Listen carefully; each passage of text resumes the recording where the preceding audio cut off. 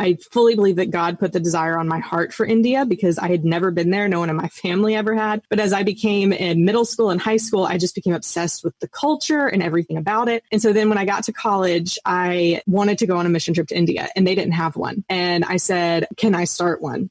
And so I figured out how to start a mission trip to India. We went to an orphanage for a month over Christmas break. It was amazing. And I came back and I said, one day I'm adopting from India. Like, it's going to happen. So the next week, my husband and I went on our first date ever. In that first date, I said to him, just so you know, one day I'm adopting from India. So if you're not for this, like, there's no need to continue this relationship.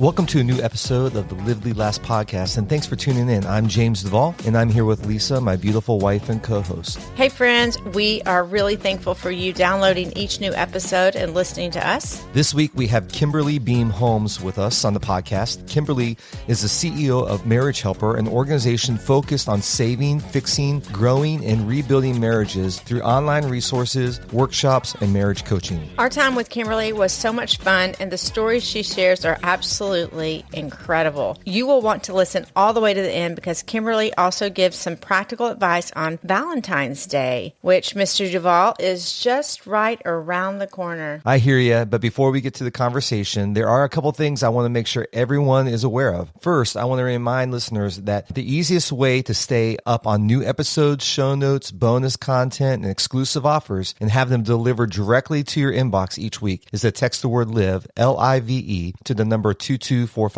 The second thing is that we are starting a new Facebook group that we would love to invite you to join. You can go to facebook.com/groups/live lead last. Again, that's facebook.com/groups/live lead last. So check that out and join the conversation. Very cool. I love it. Well, let's jump into our conversation with Kimberly Beam Holmes. Kimberly, welcome to the podcast, and thank you for taking time to spend with us and our listeners. Oh my goodness, Lisa. Absolutely. I'm so excited to be with both of you. We're so fascinated with your story and the background of people's lives. Everybody comes from different journeys, and we've talked on this podcast, some of our journey, Lisa, your journey. Mm-hmm. And Kimberly, you have a really fascinating backstory to what you're doing today. So could you share with our listeners a little bit of your history?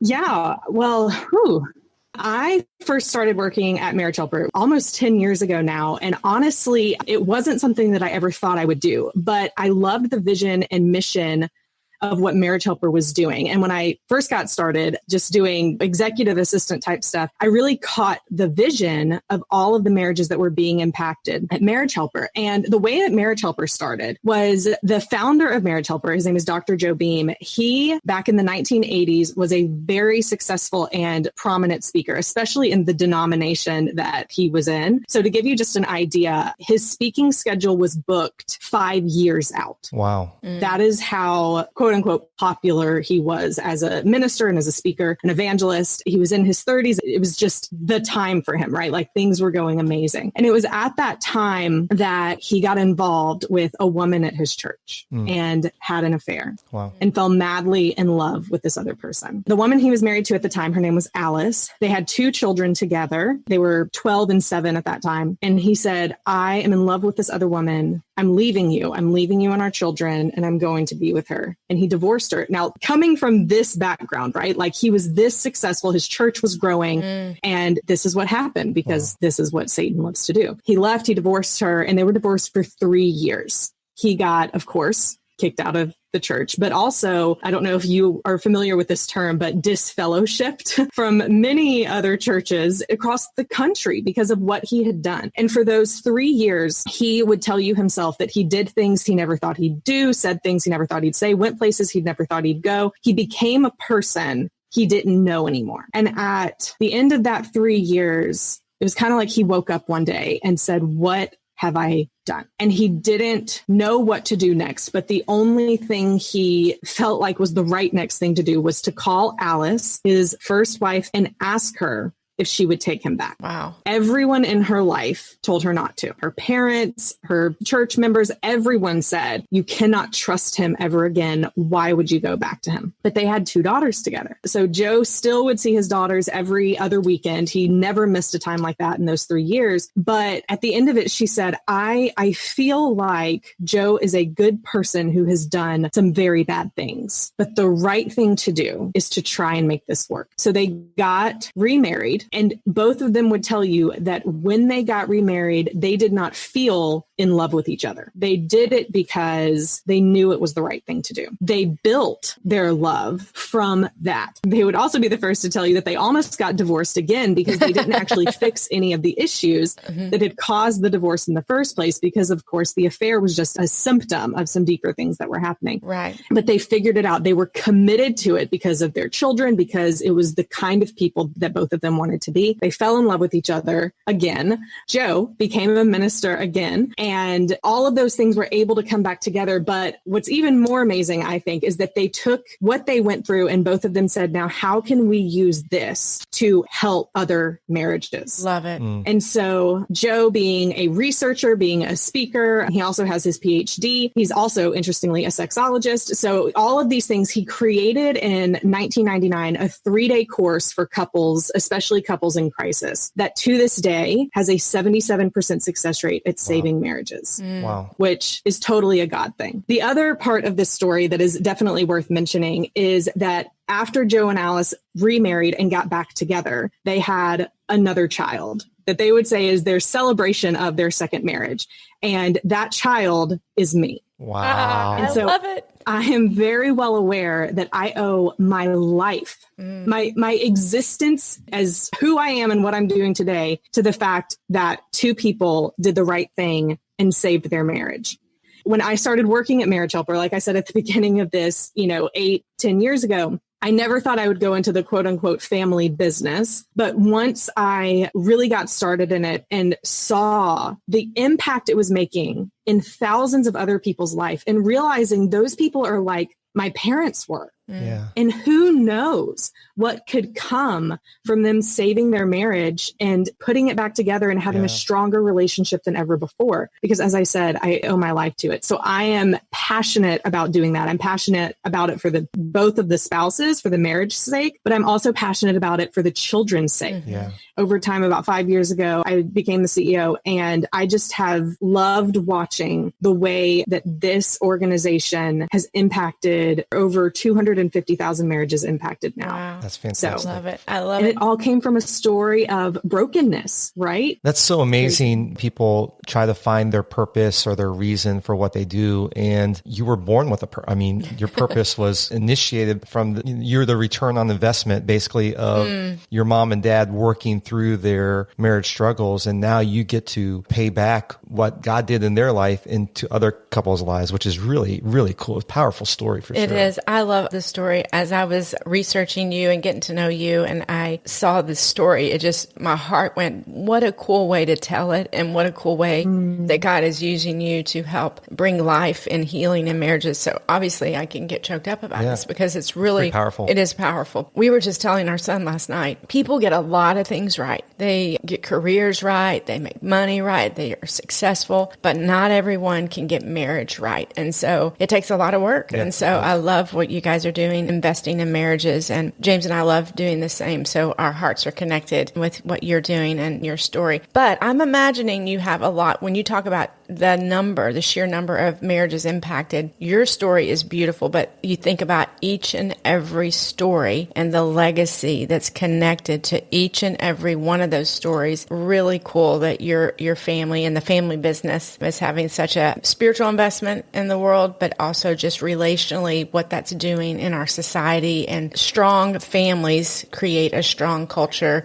that we get to live in. Yeah, one of the things we say a lot, Kimberly, is that every number has a name and every every name has a story. And so those 250,000 couples that you guys have worked with, everyone, it's not just a number, it's names, those people, and each one has a story that they're writing for their next generation. That's really cool. Yeah, love it. Okay, so you and your husband have adopted a son and daughter from India. We're so intrigued by this. Can you tell us a little bit about that journey? Oh my goodness. Yes. So this is my favorite journey we've been on so far, because it actually started when I was 6 years old. My parents took our family on a cruise one year, and we went to different places down in the Caribbean, but one of the places we stopped was Honduras. We explored that day, picked seashells up off the beach, all this stuff. And as we were going back to the port to get back on the boat, there were these 3 young children about my age. Each one was, a couple of years older, a couple of years younger, and they were selling seashells. Their clothes were tattered. They weren't wearing shoes. Like, they were dirty. You could just tell they were different than me, right? My mom bought 3 of these seashells. Now, my mom is a saint from the story I just told, but the other side of my mother is she is frugal as anything. We grew up going to yard sales. Like, she will not let go of a dollar bill until George Washington's face is blue.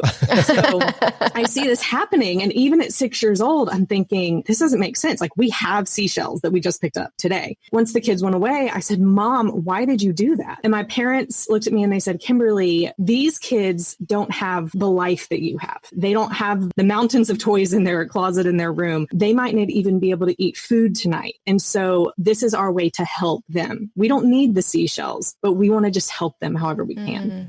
And as we were going back to that boat, I was bawling because I couldn't wrap my mind around the sheer contrast of their life and mine. I couldn't do it. And so from that day forward, again, I get choked up thinking about it, because it made such an impact on me. But from that day forward, I knew I wanted to do something with children. Like, I cared about kids. I cared about orphans. I fully believe that God put the desire on my heart for India because I had never been there. No one in my family ever had. But as I became in middle school and high school, I just became obsessed with the culture and everything about it. And so then when I got to college, I wanted to go on a mission trip to India, and they didn't have one. And I said, can I start one?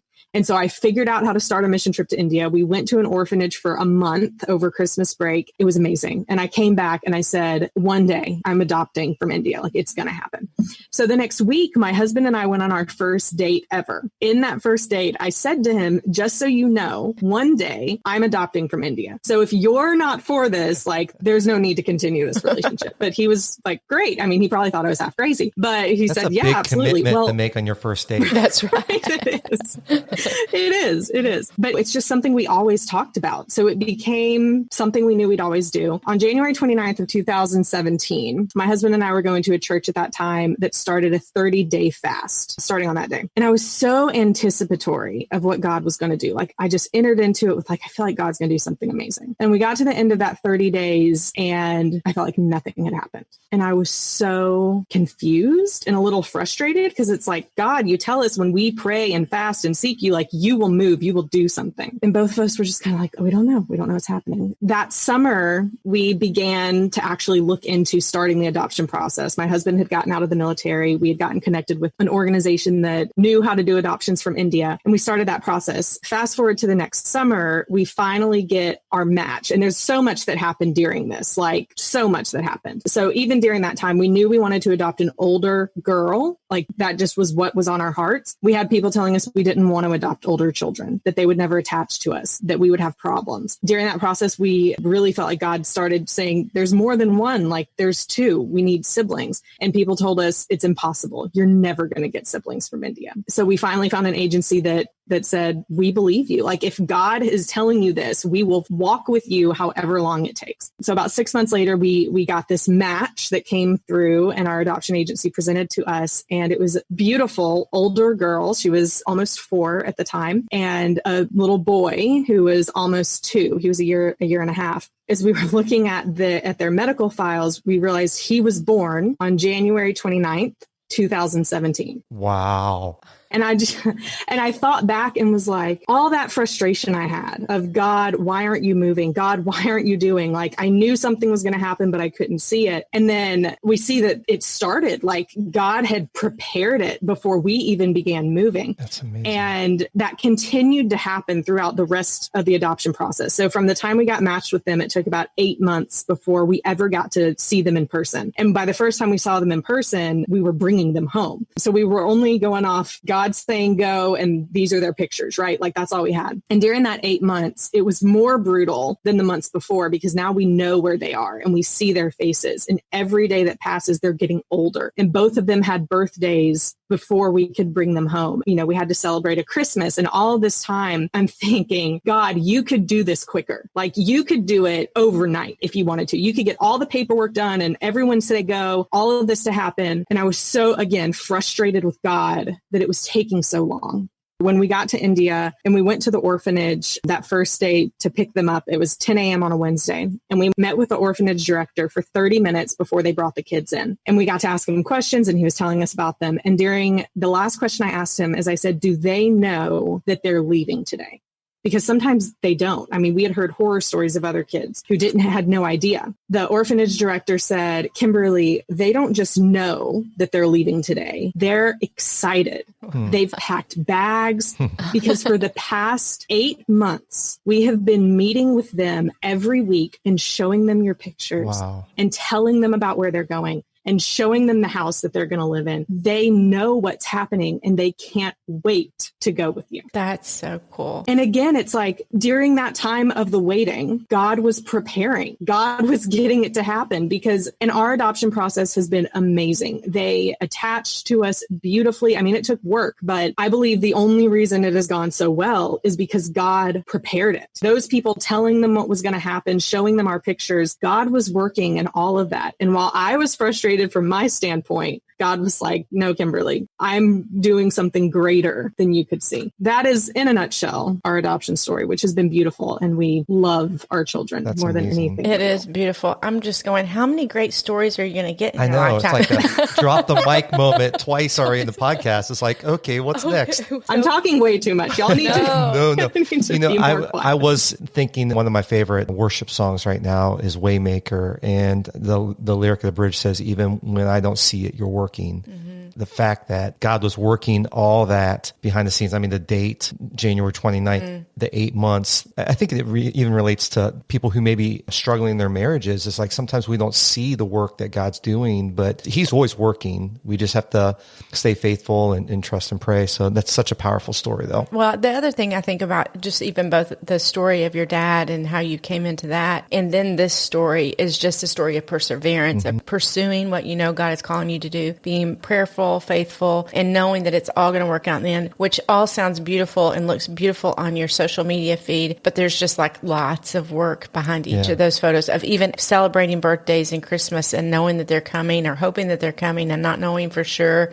You're right, James. In marriage, when you're investing in your marriage, when it's in crisis, or investing in your marriage day in and day out in the mundane, it all builds and comes together, and, just faithful in the small things for sure. Good. So James and I have the opportunity to work with a lot of couples who are preparing for marriage, as well as helping married couples in strengthening their relationships, and sometimes even couples who are in crisis also. So this past year of 2020 has been challenging on many levels for couples. I'm interested in what you are seeing in marriages today through your work at Marriage Helper. Really what we're beginning to see a whole lot more of is the couples that have been able to sweep things under the rug for years, maybe even decades. They can't sweep it under the rug anymore because being confined to the same house, schedules being upheavaled, everything being chaotic, it's bringing all of it out. And so we're already starting to see in society these COVID divorces that are being painted as the perfect solution, because now you can have your 2 weeks of alone time where you can work and de-stress and self-care and just totally feel good about yourself. And then you'll have 2 weeks of being a parent and having your kids. It's the perfect way to solve the crisis that we're in, right? That's what society is saying.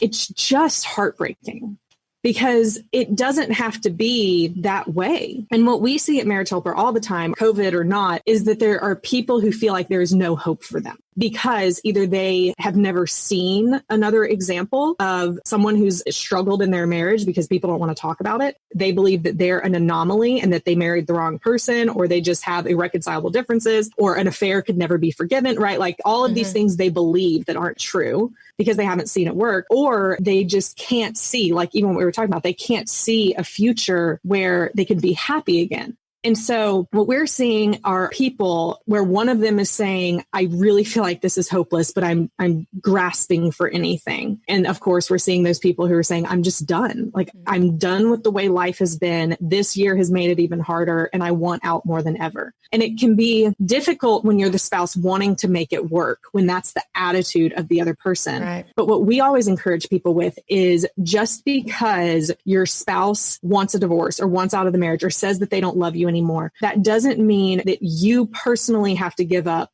and stop doing the things that are still going to make you be the best version of you that you can be, and lay a foundation for hopefully your spouse to come back. And so what we teach is if anything works, this will. The things that we teach at Marriage Helper have been research proven, but more than that, they have been proven in the lives of real people, over 250,000 of them. And what's always interesting to me is every one of them, even though we don't start here necessarily, but when we look at the research, it always is going to be backed by something Scripture says. Yeah. Always. Yeah. I just love how that happens. Yeah. It's like, yeah, the Bible told us that. But so that's what we really want to encourage people with, that even if you feel like it is hopeless, that even if your spouse wants out, even if there's been a divorce filed, whatever it's been, there is still hope for your marriage. Yeah. Even if it feels completely hopeless, there is still hope. That's so good. And you mentioned earlier that the process that you take couples through is very successful. I think I read that after 7 years, 77% of the couples are still married. That's amazing. So can you tell us a little bit about what the process looks like? And I know you offer a free mini course for couples that they can get your website. Maybe tell us a little bit about that. Absolutely. The main thing that we do is our 3-day workshop. That is what we're best known for. That's what has the 77% success rate. One of the reasons that it's so effective is because the alternative, so to say, that a lot of people go to is they try and get their spouse to go to counseling with them. And when a marriage is in crisis like this, or even if a marriage is just going through a period of stress, one of the downsides of counseling, and I was trained as a marriage and family therapist, so there are amazing counselors and I love them. But one of the downsides of therapy or counseling is if you have a spouse who wants out, and then they're sitting across the table from the professional, it's very likely that they're going to feel defensive, right? Like they don't want to be there in the first place.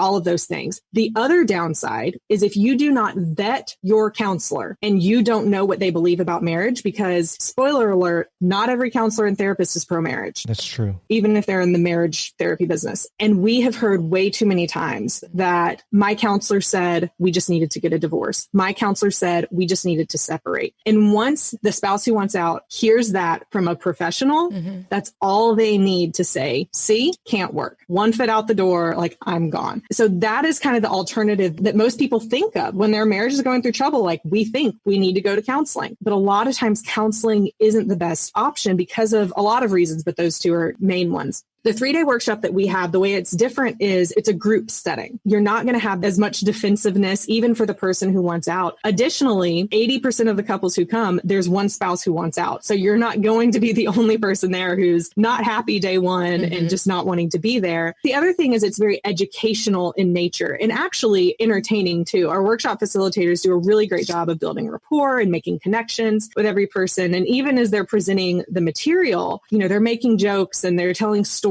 that are really engaging people. So for 3 days, it's a lot of self-learning. I mean, a lot of people leave at the end of that 3rd day and say, I learned more about myself in this 3 days than ever before. But it also has breakout sessions where they break out into smaller groups and people answer some questions. But again, it's all more as a group. And so what's amazing is at the end of it, you see we weren't alone and we're not alone. There's other people who are experiencing this with me. You see more about yourself. You've learned more about yourself. You've been able to learn how to see things better from your spouse's person's perspective. And while at the end of that 3 days, everyone still has a choice, it has planted seeds because we have taught for 24 hours worth of content. These are the best things to do for healthy relationships. By the end of it, it's planted seeds that may grow to fruition in the next couple of weeks, sometimes the next couple of months. Sometimes for some people, it takes a year or two, but those principles get in people's souls. And then when it's watered and when you apply it and when you are consistent with it, it makes huge changes in marriages. That is what our 3-day workshop does. It's amazing to see the turnaround. One of the things we talk a lot about is when marriages get in crisis, they tend to isolate. And so when you can bring people in community and they begin to see that I'm not alone in this, or they isolate maybe because they're embarrassed or scared to talk about it or whatever. It's amazing. We do an event. It's a date night. It's just about laughter. And how many times we've heard couples say, man, it was just awesome being around other couples and seeing that people could laugh and have fun. And so that community aspect of what you do is, I'm sure, very powerful. So the free mini course, what does that look like? Yeah. So the free mini course, it's about how to get your spouse back, but really it's also about how to get your spouse to talk to you. And so this could be applicable to not just if your spouse is physically gone, but if you feel like your spouse is emotionally distant and you're not talking the way that you used to, you're really just trying to figure out a way to reconnect. And in that free mini course, it's some video lessons that teach you what we call smart contact. So it's a method, kind of a framework of a way that you can speak to your spouse without pushing them away or without making matters worse. We teach you about that, how to implement it in your marriage. We also teach you about how to work on yourself and why that's important for you to not just put all of your focus on your spouse or what's wrong in your marriage, because you can't control. You can't control what your spouse does. You can only control what you do. So we teach you some ways that you can begin doing that in the mini course as well. And yeah, I say everyone should go through it.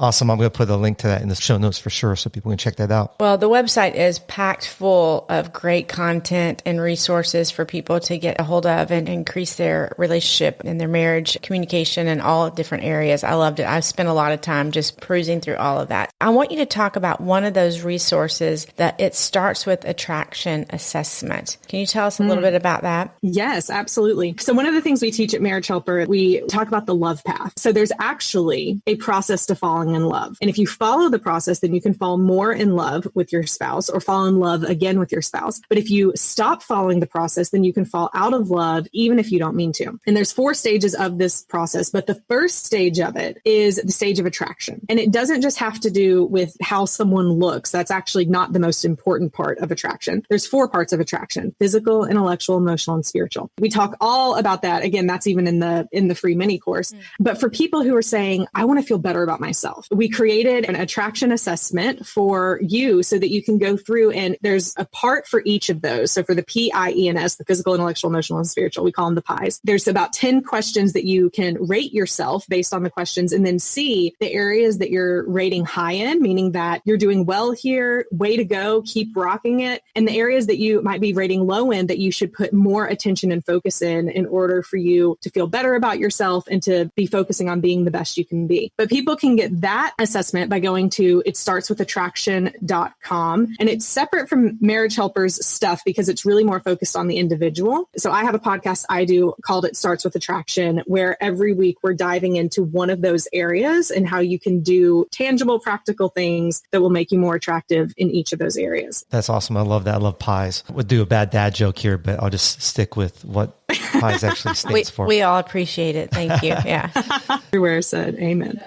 So Kimberly, in a few days, it will be Valentine's Day. That's like extremely important, like high holy days, we call it for some of our friends. Knowing that you deal with relationships and marriage, would you have any romance suggestions for our listeners as they make plans to express their love to their significant other? Yes. So I have two thoughts about this. The first thought and encouragement I want to give people is manage what your expectations are of Valentine's Day. Do you remember several years ago when Ashley Madison was popular, that affair site every year would say that their biggest day of the year of users was the day after Valentine's Day? Because on Valentine's Day, people realized their relationship wasn't what they wanted it to be. The expectations they had for whatever was going to happen on that night didn't happen. They felt less than, and so they went searching for something else the next day. Interesting. So I want to encourage people, look first for your expectations and ask yourself, are they reasonable? So my first one is manage your expectations, but that second part is don't feel bad having a conversation with your spouse. And it doesn't have to be a huge sit down. We need to have a meeting about Valentine's Day,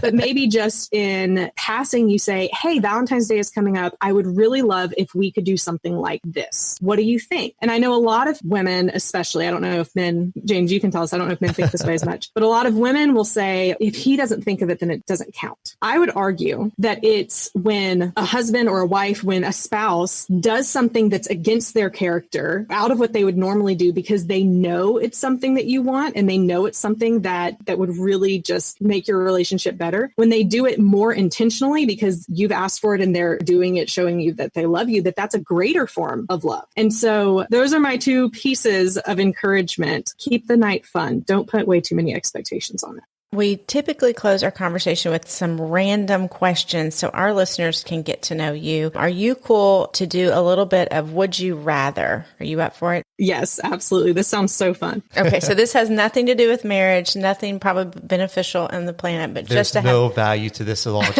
but pure mayhem. Fun. That's right. Okay.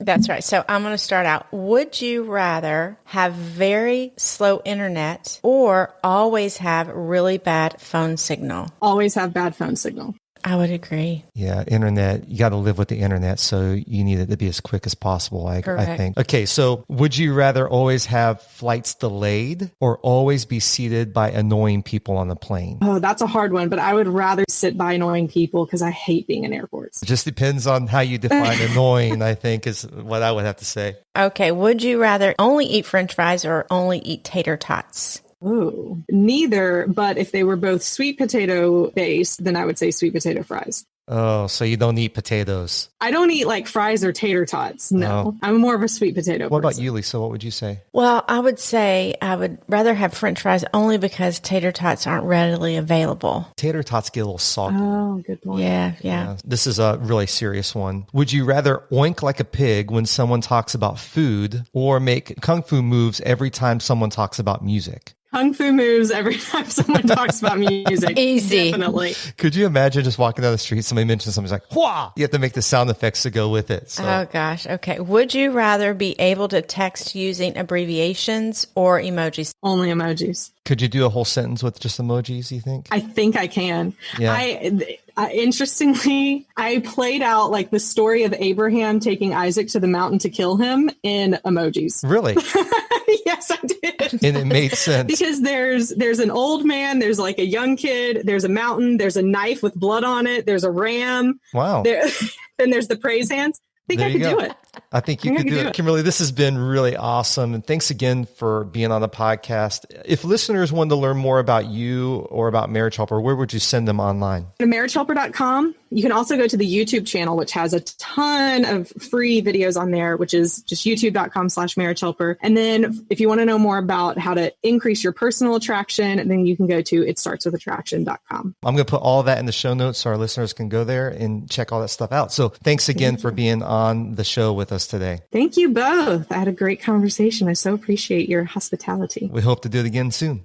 I'm telling you, that story about her mom and dad is just incredible. She had me at celebration of their second marriage, and that child was me. Talk about a legacy. Yeah, when you said had me at, it reminded me of Jerry Maguire, like you had me at hello. That's what I was doing that for, James.